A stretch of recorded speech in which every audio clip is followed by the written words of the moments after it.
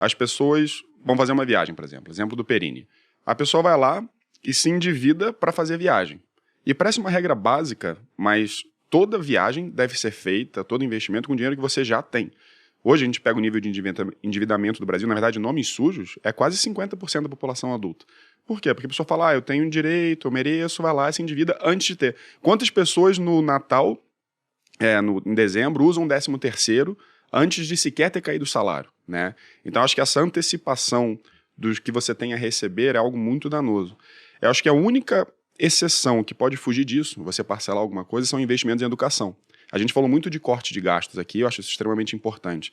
Mas educação é uma das poucas coisas que pode aumentar a sua receita no longo prazo, né? Então, se você vai parcelar alguma coisa, que seja investimento em educação, né? Tá, mas vamos lá. Tem educação e educação. Tá. O cara assiste isso e fala, meu Deus, essa é a desculpa que eu queria pra fazer meu curso de trombone. Todo respeito a quem toca trombone, porque eu já dei esse exemplo várias vezes e tem uns trombonistas meio bravos comigo. A comunidade, né? O trombone tá se unindo contra Bruno Perini. Mas é porque às vezes não vai aumentar. De 5 Os 12 pessoas. Às vezes não vai aumentar, entendeu? Então, o cara tem que analisar o que é investimento em educação que vai retornar mais dinheiro. Sim. Por exemplo, se o cara é um empresário e ele vai num treinamento para empresários, onde ele consegue descobrir aquilo que vai destravar o próximo nível do negócio dele, é um investimento em educação que deve dar um retorno maior. Se ele não sabe investir, e aí ele fica na mão, por exemplo, de um assessor no modelo commission-based, aí ele olha a carteira dele, tá pior do que estava quando estava na mão de dinheiro de banco. E ele não tem ideia de como é que ele faz para sair disso. O investimento em educação pode auxiliar na rentabilidade? Com certeza. Agora, não é qualquer investimento em educação que vai retornar a mais. Enquanto você falava desse exemplo de que sobe a renda, o cara automaticamente sobe os gastos, eu lembrei do que eu vi durante a minha trajetória como investidor.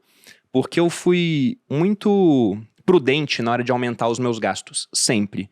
Antes de ter o meu carro atual, que é o primeiro carro bom que eu compro, assim, de fato, né?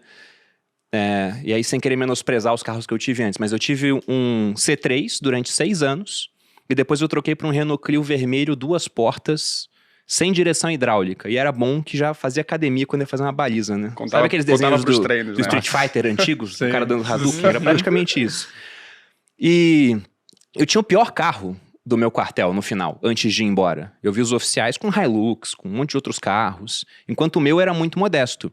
Só que o que acontecia com eles era uma armadilha. Porque o cara, ele botava um objetivo, vou trocar de carro, por exemplo. Quero trocar o meu carro comum aqui por um Honda Civic. E aí ele ganhava a mesma coisa, ele poupava parte do que ele ganhava, aí depois de um tempo, ele juntava o dinheiro, ele comprava o carro. Agora ele tinha o mesmo dinheiro de renda, sendo que o carro dele, poxa, o carro velho não dava tanta despesa de IPVA e seguro, por exemplo. O carro novo vai ter IPVA, um seguro mais caro. O carro velho ele topava parar na rua. O carro novo é só no estacionamento rotativo. Ele vai lavar mais vezes o carro novo em comparação com o carro velho. Então ele tinha para a mesma renda mais gastos. E aí a gente cai no ensinamento do Robert Kiyosaki lá no Pai Rico, Pai Pobre. Vocês falaram sobre a diferença entre ativos e passivos. Ele falava que, olha, o rico é o cara que compra ativos. O pobre só tem despesa.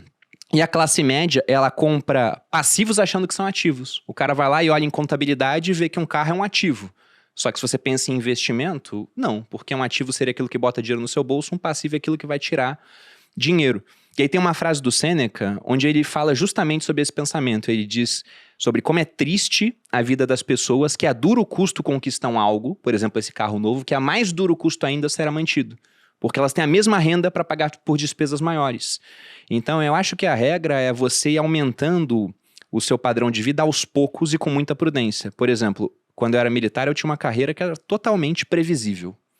Eu sabia quando ia ser promovido, as datas para isso. E eu sabia o quanto eu ia ganhar mais.